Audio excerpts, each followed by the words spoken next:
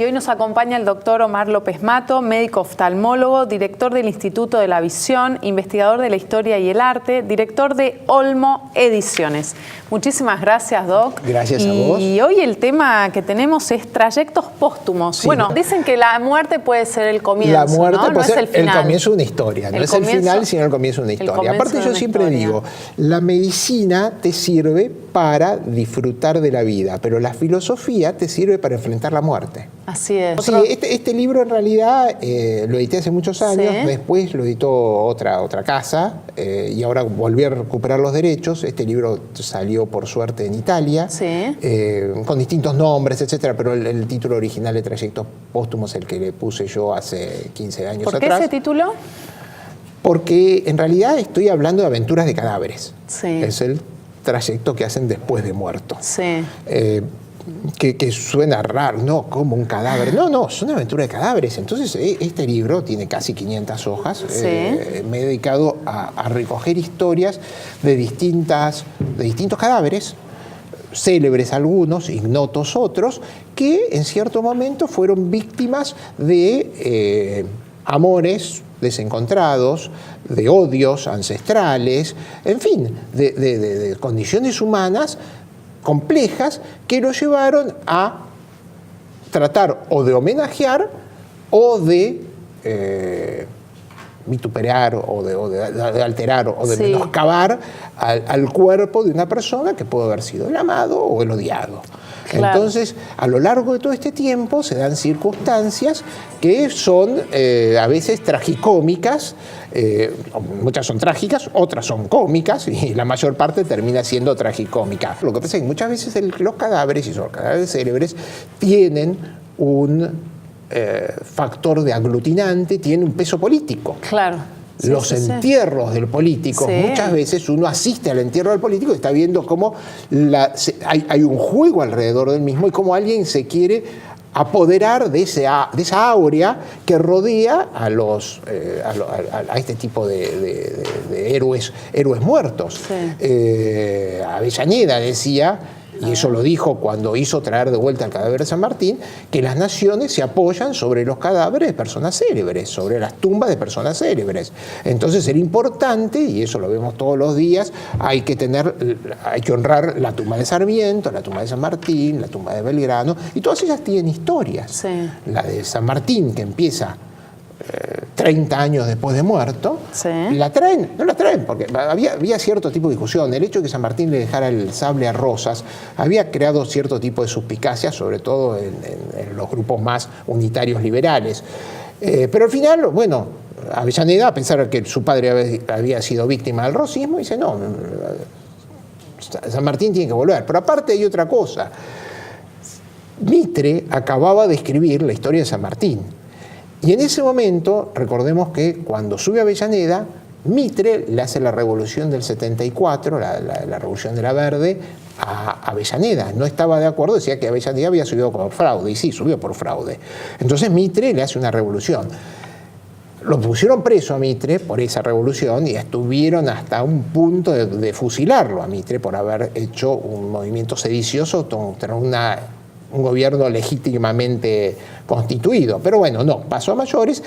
Pero Mitre tenía un gran poder electoral. Entonces Avellaneda, para congraciarse, porque necesitaba ministros de Mitre en su gabinete, para congraciarse dice, bueno, vamos a traerlo a San Martín y vamos a decir que don Bartolo se luzca con sus conocimientos. Y bueno, fue un poco esa la negociación. Ahora, el cuerpo de San Martín, acá cuento toda la historia, donde estuvo enterrado en Francia, primero estuvo en Boulogne-sur-Mer, en donde estuvo enterrado junto a uno de los reyes de Jerusalén. Después lo llevaron a Brunei, donde la familia Balcarce San Martín había enterrado a una de sus hijas. Y después finalmente lo traen acá a la Argentina con una historia que es un poco curiosa, porque cuando viene en el Vizarino para en Montevideo, y en Montevideo la colectividad argentina en Montevideo, y creo que el gobierno uruguayo, le quiere hacer un ofrecimiento. ¿Y qué le podés regalar un cadáver? Un ataúd. Entonces le ponen un cuarto ataúd. Venía ya con 3 ataúdes, le ponen un cuarto ataúd. Resulta que el constructor del monumento a San Martín, que está dentro de la catedral, Carrier Vélez, que también es el mismo que hace el monumento, había hecho el monumento de Belgrano unos años antes, Carrier Vélez le habían dado las mediciones del ataúd con 3 ataúdes y no con 4. Entonces cuando llega, no entraba el ataúd de San Martín y había que tirar todo abajo, no era. Entonces estuvo durante mucho tiempo. Si uno va a la catedral, en la parte de atrás de la catedral están los restos de los obispos de Buenos Aires. Ahí está el primer obispo de Buenos Aires, que sería el porteño más antiguo, ¿no? De 1600 y pico. Y entonces estuvo ahí durante mucho tiempo hasta que dijeron, bueno, ¿qué hacemos con el general? Y bueno, no entra derecho, entra inclinado. Y bueno, entonces el ataúd quedó inclinado. Entonces algunos ven en esta historia, que es una cuestión que termina siendo lo más práctico, pero algunos ven esta historia como una especie de insulto póstumo a San Martín, porque dice que el ataúd estaba a 33 grados de inclinación, haciendo referencia a su condición masónica, que a mi entender San Martín nunca llegó a grado 33 delante de la masonería, sí estuvo en la masonería, pero no llegó a grado 33 de la masonería. Y bueno, y ahí quedó durante mucho tiempo como un motivo de disputa. Fíjate vos, habían pasado 30 años de su muerte y todavía seguíamos discutiendo sobre si lo que había hecho, si correspondía, si lo poníamos, si esto fue un insulto póstumo, pero en fin, el hecho concreto es que ahí está San Martín, en donde se postula, en algún momento ha salido a luz la idea de abrir el sepulcro para tomar los restos, porque dicen que San Martín no sería el hijo del matrimonio Matorra-San Martín, sino que sería el hijo de un aborigen con Diego de Alvear. Entonces hubiese sido primo, medio hermano de Carlos María de Alvear, con el que después se llevó muy mal a lo largo de la historia argentina. Entonces esa es una historia, hay un montón. Cuando muere Benito Mussolini, que lo cuelgan en la plaza en Milán, que primero lo fusilan y después lo cuelgan en la plaza de Milán con Clara Petacci, el cuerpo, primero, los americanos le sacaron el cerebro.